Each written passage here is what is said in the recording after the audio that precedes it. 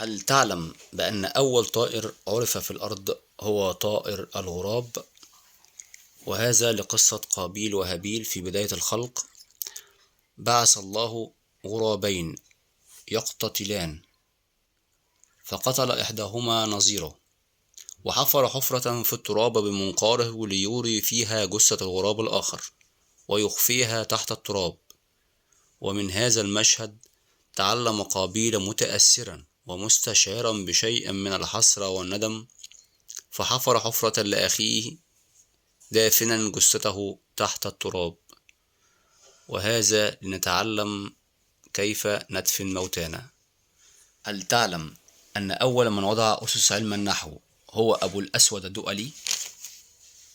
أبو الأسود ظالم ابن عمرو ابن سفيان الدؤلي الكناني، من سادات التابعين وأعيانهم وفقهائهم وشعرائهم، وهو كذلك عالم نحوي وأول من وضع علم النحو في اللغة العربية، وشكل أحرف المصحف على الإصلاح القديم بوضع النقاط على الأحرف العربية التي أصبحت فيما بعد، وكان ذلك بأمر من الإمام علي بن أبي طالب. تعلم بأن أول دولة عرفت جهاز التلفزيون هي أمريكا على يد العالم جون لوجينبرد، زميل الجمعية الملكية في أدنبرا، 13 أغسطس 1888 14 يونيو 1946. كان مهندسا اسكتلنديا ومبتكرا وواحدا من مخترعي التلفزيون الميكانيكي، وقدم أول نظام لتلفزيون ميكانيكي شغال في 26 يناير عام 1926، ومخترع كل من أول نظام تلفزيوني ملون يقدم بشكل علني. 1989 ادعى كاهن روسي أنه يستطيع إيقاف قطار شحن باستخدام الإيحاء فقط، وعندما وصل القطار دهسه وأكمل رحلته مات. تستطيع النعامة أن تركض بسرعة تصل إلى 80 كيلو متر في الساعة. النعامة من الطيور الكبيرة التي لا يمكنها الطيران، موطنها الأصلي أفريقيا والشرق الأوسط، إلا أنها تعرضت خلال العصور لعمليات صيد جائر أتت على الأعداد التي كانت توجد في صحاري الشرق الأوسط. كما يوجد نوع آخر مشابه من النعام يتواجد في جنوب غرب آسيا. هل تعلم أن كمية الحرارة التي تنبعث في اليوم الواحد من جسم الشخص العادي كافية لجعل 40 لتر من الماء تصل إلى درجة الغليان؟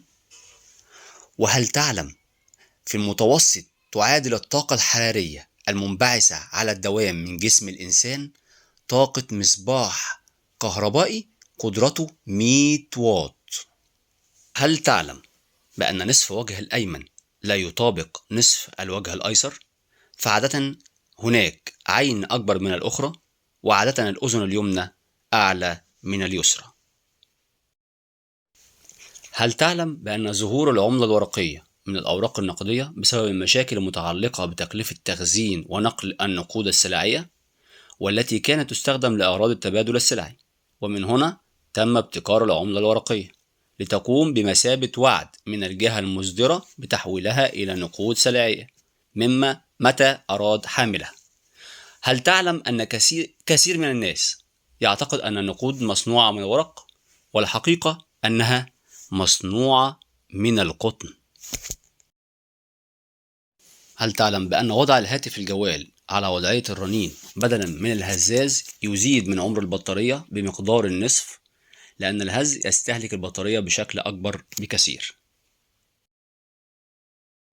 تشير الدراسات إلى أن الكسل هو جزء طبيعي من حياة الشخص في سن المراهقة، وأن المراهق لا يتعمد أو يتصنع الكسل. هل تعلم أن تناول كوب من الماء البارد صباحا ينشط وظائف الكبد بشكل جيد؟ هل تعلم أن تناول قهوة شجر الرمرام تفتت وتخرج الحصى من المسالك البولية للإنسان؟ هل تعلم أن من أقوى الحيوانات ذاكرة هو الجمل؟ دلوقتي انتهينا من المعلومات وجينا لسؤال الحلقة. سؤال الحلقة بيقول: كم عدد أجنحة سيدنا جبريل عليه السلام؟